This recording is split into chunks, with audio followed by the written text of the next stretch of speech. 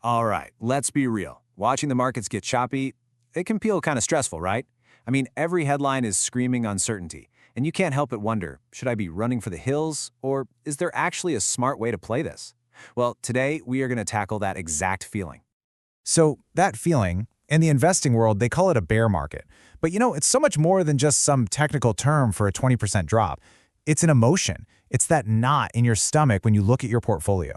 And today, we're going to explore two totally different ways people handle it. So the crucial question really is, what's your plan? Do you follow the steady hand of, say, an established institution? Or do you tap into the real-time, minute-by-minute wisdom of the crowd? Let's dive in and find out. Okay, first up, let's look at the methodical guide. This is the patient, long-term approach, and it comes straight from the pages of Better Investing magazine, a publication that's been guiding investors for decades. And this is what I find so interesting. It completely reframes the whole situation.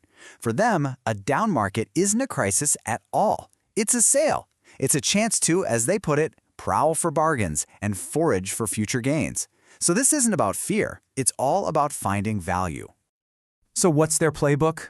Well, it really boils down to three core ideas.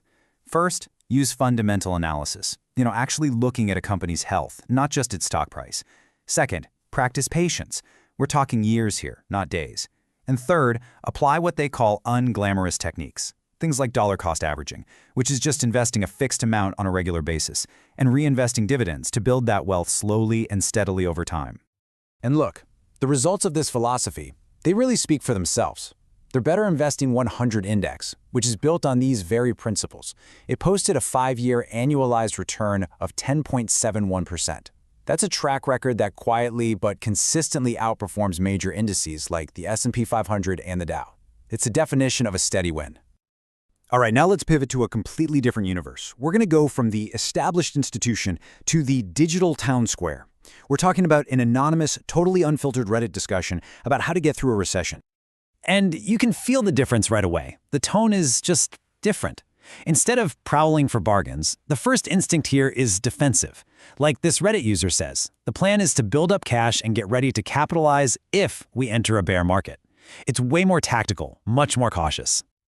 And that feeling is part of a much bigger mix of ideas. When you look at the whole conversation, it's not just one strategy. A huge chunk, 40%, is all about moving into defensive sectors. But you also see people talking about buying the dip, holding cash, looking at alternatives, and, of course, because it's Reddit, a healthy dose of humor and memes.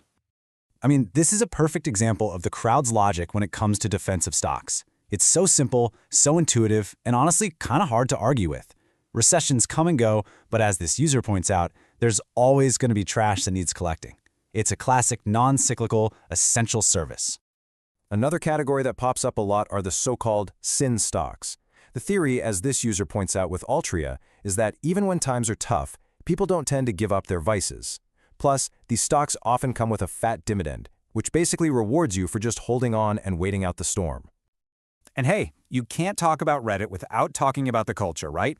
This quote, "There is always money in the banana stand," is a classic meme from Arrested Development. But it perfectly captures that mix of humor, skepticism, and shared culture that just defines these online conversations. It's authentic, and it's a world away from a stuffy financial magazine, that's for sure. So, okay, we have two very different playbooks here. One is patient and analytical. The other is tactical and driven by sentiment. But are they completely separate worlds? Not quite. Let's dig into where their advice surprisingly overlaps. First, let's just lay out the core differences one more time. The institution is basically playing chess, right? They're thinking several moves ahead, using data to buy quality companies at a discount. The crowd, well, they're more like a weather forecaster, reacting to the current climate, holding cash, and just looking for sectors that can ride out the storm.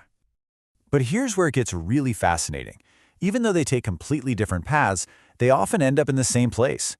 Both conversations brought up healthcare stocks, and Eli Lilly was even mentioned by name in both. Both pointed to consumer staples, and both identified the defense industry as a resilient sector. The key takeaway here is that totally different methods can lead you to very similar conclusions. Of course, sometimes the best move you can make in the stock market is to get out of the stock market. So let's talk about the safe haven assets that investors turn to when they just want a safe place to ride out the storm.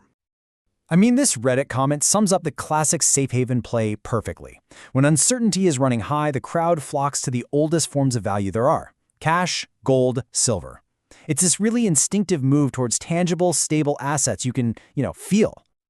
Meanwhile, better investing points to a more modern alternative. Instead of just stuffing cash under the mattress, they talk about crowd-funded real estate. This is where a bunch of investors pool their money to buy into properties. It gives you a way to get returns from a real physical asset, but without all the day-to-day volatility of the stock market.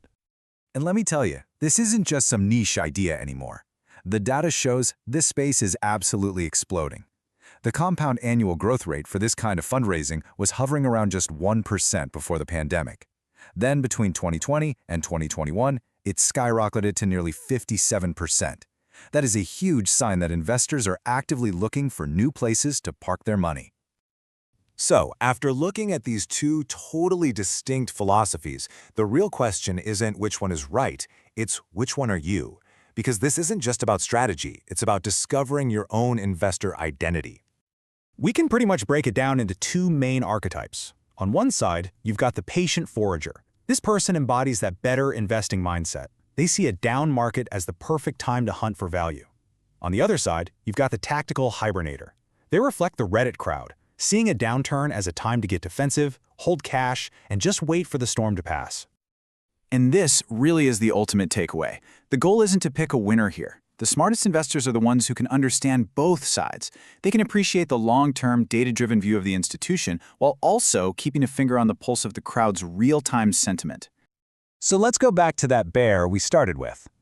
When you understand these different perspectives, he starts to look a little less scary, doesn't he? He becomes less of a threat and more of a puzzle to be solved, a market condition that you can navigate, as long as you have a clear strategy. So I'll leave you with this one question to think about.